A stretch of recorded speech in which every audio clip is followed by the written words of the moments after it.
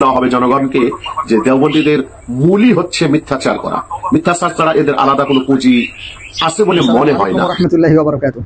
প্রিয় ইমানি ভাই এবং বন্ধুগণ, এই দাজ্জালি ধর্ম, এই সুন্নি নামক সুন্নি ধর্মের এই মুরব্বিটা, পুরান পাগলাটা, সে নানানভাবেই এখন ইনিয়ে বিনিয়ে অনেক কিছুই করতেছে। কিন্তু এর যে মুখের যে আর্ট, এটা আমাদের গ্রাম্য ভাষায় আর্ট বলা হয়, মানে মুখের খুব পাওয়ার, মুখের খুব শক্তি, কিন্তু আসলে কাজে কিছুই না। ওই যে হাওয়ার মিঠাই আছে না, দেখতে অনেক কিছু কিন্তু ভিতরে আসলে কিছুই নাই, ফুটকা বেলুন। তো এরা হচ্ছে এই ফুটকা বেলুন। এরা দুনিয়াতেও লাঞ্ছিত, এরা আখিরাতেও লাঞ্ছিত। এরা দুনিয়াতেও ধ্বংস, এদের আখিরাতেও ধ্বংস। এদের দুনিয়াতেও কিছু নেই, এদের আখিরাতেও কিছু নেই। মূলত এরা তো ইসলামও চেনে না, এরা তো ধর্মও চেনে না। ইসলাম কি, ইসলাম কেন, ধর্ম কি, ধর্ম কেন? আজকে মহান মালিকের দিন ভুলুণ্ঠিত, আজকে মহান মালিকের শরিয়া ভুলুণ্ঠিত, আজকে সবকিছু চলতেছে শয়তানের দ্বারা, সবকিছু চলতেছে বিধর্মীদের আদর্শ দ্বারা, সবকিছু চলতেছে ব্রিটিশদের আদেশ দ্বারা। আর এরা আছে ওই যে ইবলিশের বানিয়ে দেওয়া কিছু নাপাক, যেগুলোর সাথে ইসলামের কোনো সম্পর্কই নাই, এই ধরনের বিষয়গুলো নিয়ে, মানে কারো লুঙ্গি নাই কিন্তু আন্ডার প্যান্ট নিয়ে তার খুবই মাতামাতি। এই নমরুদের সন্তানরা হচ্ছে এরকম। আসেন আমরা একটু এই মুরব্বীর কথাগুলো শুনে আসি। আসসালামু আলাইকুম ওয়া রাহমাতুল্লাহ। সম্মানিত দর্শক শ্রোতা, দেশের বিদেশের বাংলা ভাষাভাষী যারা যেখানে অবস্থান করছেন, ইতিমধ্যেই আপনারা দেখতে পেরেছেন এই মুফতি রাকিবুল ইসলাম নামক দেওবন্দি ওয়াহাবীর যে মিথ্যাচারিতা। প্রথমত কুফরি ধরিয়ে দিলাম, আজ পর্যন্ত তার সাহস হয়নি আমি যেটাকে তার কুফরি বলে ধরিয়ে দিয়েছি সেটাকে খণ্ডন করবার কোনো সুযোগ হয়নি, অথবা তওবা করেছে এরকম কোনো কিছু আমরা পাইনি। তো যা হোক, গতকাল বা আগের দিন যে মিথ্যাচারিতাগুলো তার পক্ষ থেকে প্রকাশ পাচ্ছে, খুব বড় হতবাকের বিষয়। আমার হতবাক হয় না, কারণ এই মিথ্যাচারিতা একমাত্র তাদের সম্বল। এটা তাদের বড় থেকে ছোট মাঝারি সবগুলো একই পরিস্থিতি, অসুবিধা নেই। আমি অবশ্য তাকে আরো 2-4 দিন সুযোগ দিতে চাই, আরো বেশি করে মিথ্যাচারিতা তার পক্ষ থেকে প্রকাশ হতে থাক, সে মিথ্যাচার করতে থাক। সবকিছু রেকর্ড রাখছি, বাহাসের ময়দানে ইনশাআল্লাহ সবকিছু ধরিয়ে দেওয়া হবে, সবকিছু বাজিয়ে শুনিয়ে দেওয়া হবে জনগণকে যে দেওবন্দীদের মূলই হচ্ছে মিথ্যাচার করা। মিথ্যাচার ছাড়া এদের আলাদা কোনো পুঁজি আছে বলে মনে হয় না। তো সম্মানিত দর্শক শ্রোতা, মনে রাখবেন, তাকে আরেকটু পাগল হবার সুযোগ দিচ্ছি আমি, কারণ গতকাল যা দেখলাম তার থেকে বেশি পাগল হয়েই গেছে। আরেকটু পাগল হোক, আর আমার নামে যত মিথ্যা বলে যাক, এতে তার আমলনামা তো ভারী হচ্ছে, অসুবিধা কি? তো মনে রাখবেন, ইনশাআল্লাহ কোনোভাবেই এই বাহাস থেকে তাকে ছাড় দেওয়া হবে না, এবং বাহাস অফলাইনেই হবে, বাহাসের নিয়ম কানুন মেনেই বাহাস হবে। আমি 2-4 দিনের মধ্যে ইনশাআল্লাহ শর্তনামা আমি পাঠাচ্ছি। তো মনে রাখবেন, তার যে শর্ত দেওয়া আছে, 100 কোটি টাকা তার ঘোষণা করা আছে, এটা যেন সে রেডি রাখে, কারণ বাহাসের নিয়ম যেন সে জানে, অথবা না জানলে তার যারা সিনিয়র আছে তাদের কাছ থেকে জেনে নেয়, অথবা তার যারা গুরুজন আছে তাদের কাছ থেকে জেনে নেয়।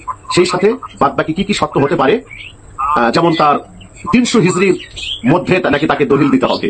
কত বড় পাগল এবং গবেট হলে এরকম দাবি করতে পারে? মানে ইসলামের দলিল 300 হিজরির মধ্যেই সংক্ষিপ্ত, তাই তো? পাগলামি সব ইনশাআল্লাহ ছুটে দেবো, অসুবিধা নাই, পাগলামি ছুটে যাবে, সবই ঠিক থাকবে ইনশাআল্লাহ। তার যত শর্ত আছে সকল শর্তকে সামনে রেখে খুব তাড়াতাড়ি অফলাইনে বাহাস হবে। কোথায় হবে? বেচারা ঢাকায় বসতে চাইলে ঢাকায় ব্যবস্থা করবে ইনশাআল্লাহ, ঢাকার বাইরে বসতে চাইলে ঢাকার বাইরে ব্যবস্থা করবে ইনশাআল্লাহ। সাধারণত নিয়ম হলো প্রকাশ্য মাঠে, যদি প্রকাশ্য মাঠে সে নিজেকে মানে মনে করে যে না প্রকাশ্য মাঠে আসা ঠিক হবে না, ঘরোয়া ভাবে ঠিক করবে ইনশাআল্লাহ, সমস্যা নেই। তবে বাহাস থেকে দূরে সরে যেতে তাকে দিচ্ছি না ইনশাআল্লাহ। আল্লাহ পাক আমাদের সকলকেই সে পর্যন্ত অপেক্ষা করবার তৌফিক দান করুন। আসসালামু আলাইকুম। পাগলের সুখ মনে মনে, কাগজ টুকায় টাকা গুনে, এই মুরব্বীর দশা হয়েছে তা। এই পুরান পাগল, নতুন বেশে পুরান পাগলের আমদানি। তো আপনারা শুনতে পেলেন, সে নানান কথাবার্তা এখন নিয়ে আসছে।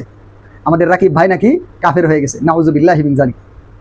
এদের কাছে কুফরি এটা হচ্ছে পানি ভাত বিষয়, কারণ এদের নিজেদেরই তো ইমানের পরিস্থিতি ঠিক নাই, এদের নিজেদেরই পরিপূর্ণ ইমান নাই। যে কারণে এরা ওই যে কুল্লু ইনাইন ইয়াতারাশাহু বিমা ফিহি, প্রত্যেক পাত্র থেকে তাই বের হয় যা তার মধ্যে আছে। এবং একটা কথা বলা হয়, যার ভিতরে যা লাফ দিয়ে ওঠে তা। তো আসলে এই মুরব্বীর দশা হয়েছে তা। মুরব্বী কাফের ফতোয়া দিয়ে দিয়েছে। আসলে মুরব্বী, আপনি তো দূরের কথা, আপনাদের অঙ্গনে, এই যে আপনাদের সুন্নি ধর্মে, এই বিদাতি ধর্মের মধ্যে এমন কোনো বাবার হালাল সন্তান এখনো জন্মগ্রহণ করে নাই, এমন কোনো বাবার হালাল সন্তান এখনো জন্মগ্রহণ করে নাই, এমন কোনো বাবার হালাল সন্তান এখনো জন্মগ্রহণ করে নাই। এই জশ্নে জুলুসে ঈদে মিলাদুন নামক ইবলিশের বানিয়ে দেওয়া এই নাপাকটাকে জায়েজ হালাল প্রমাণ করতে পারে? এটা সম্ভব না, এটা অসম্ভব, এটা কোনোভাবেই সম্ভব না। এই সমস্ত পাগলামি করে কোনোই ফায়দা হবে না। অযথা আপনি যে একটা মানে এইরকম পাগলা টাইপের একটা বিষয়, তো আপনি নিজেকে এটা প্রকাশ করতেছেন, জাহের করতেছেন, আর কিছুই না। আর যেই সমস্ত কথাবার্তা বলতেছেন, এই সমস্ত কোনো কিছুই আপনার ঠিক নাই। তো পাগলের সুখ মনে মনে, কাগজ টুকায় টাকা গুনে। তো আপনার সম্পর্কে ইতিমধ্যে বেশ কিছু কথা হয়ে গেছে। তো আপনি আসলে কোন লেভেলের লোক এটা আমরা আগে থেকেই জানি। আর অনলাইনে বসবেন না, অফলাইনে বসতে হবে। আপনার কোন জায়গায় কাহিনী ওইটা আমরা জানি। অফলাইনে বসলে কোনো প্রকার টালটু পাল্টু করার সুযোগ নাই, কোনো প্রকার হেরফের করার সুযোগ নাই, অমনিই ধরা যায়। কিন্তু অফলাইনে ওই যে লোক থাকে অমুকে বক্তব্য দেয়, তুমুকে বক্তব্য দেয়, আস্তে আস্তে এতটা বাজে জায়গার নির্ধারণ হবে কিনা, কত কাহিনী।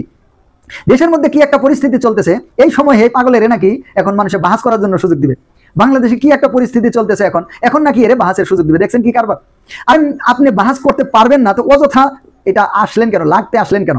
এটা আপনার দ্বারা সম্ভব না, আপনি অযথা লাগতে আসলেন। মানে এখন ওই যে ইজ্জত যায়, এখন ইজ্জত বাঁচানোর জন্য মুরব্বী হাঁটু পানিতে নামছে। তো এই সময় কি অফলাইনে বাহাস করার কোনো সুযোগ দিবে বলেন তো? বাংলাদেশের কোন জায়গায় সরকার কি এখন দিবে? সরকার কি একটা পরিস্থিতির মধ্যে চলতেছে, এই পাগলের আসছে সে অফলাইনে বাহাস করবে, ওই যে হাঙ্গামা করে, তারপরে ওইদিকে মাইক মাউথপিস নিয়ে কয়েকটা ওই যে আছে কয়েকটা এরা ফালবে 3 নম্বর বাচ্চার মতো, আর লাফাবে আর বলবে আমরা জিতেছি, তারপরে মনে করেন একটা পরিবেশ তৈরি করে ফেলবে। এটা হচ্ছে এই নমরুদের সন্তানদের, এই দাজ্জালের বীজদের, শেষ জামানার ইবলিশের উত্তরসূরিদের, আব্দুল্লাহ ইবনে উবাই ইবনে সলুলের যোগ্য উত্তরসূরিদের সন্তানদের এটা হচ্ছে কাহিনী। তো মুরব্বী অযথা পাগলামি না করে চুপ করে থাকেন, আর গুলা যেমন চুপ আছে আপনিও চুপ থাকেন, অযথা নিজের ইজ্জতটা নষ্ট করিয়েন না। আল্লাহ তাআলা পুরা উম্মাহকে এই সমস্ত নমরুদ থেকে হেফাজত করেন, আমিন। আসসালামু আলাইকুম ওয়া রাহমাতুল্লাহি ওয়া বারাকাতুহু।